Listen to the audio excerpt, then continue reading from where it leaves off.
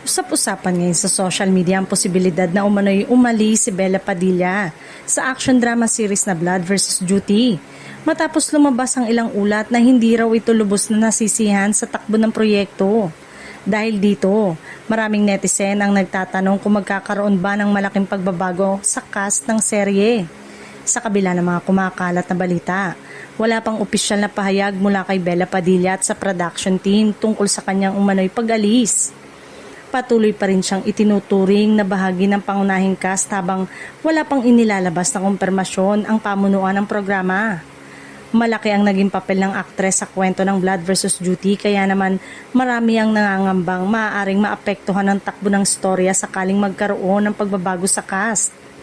Marami ring tagahangang umaasang maaayos ang anumang issue at magpapatuloy ang kanyang pagiging bahagi ng serye. Dahil sa mga espekulasyong ito, hindi na iwasang mabuksan ang usapin kung maghahanap pa ba ng kapalitang production kung sakaling tuluyan ngang umalis ang aktres. Posible ring magkaroon ng pagbabago sa ilang bahagi ng kwento depende sa magiging desisyon ng mga nasa likod ng proyekto.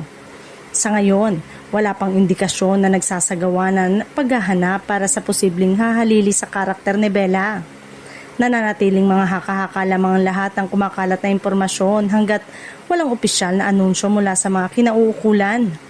Habang hinihintay ng publiko ang magiging pahayag ng kampo ng aktres at ng production team, patuloy na umaasa ang mga taga-suporta ng serye na mananatiling buo ang orihinal na cast ng Blood vs. Duty at may pagpapatuloy ang kwentong inaabangan ng maraming manonood.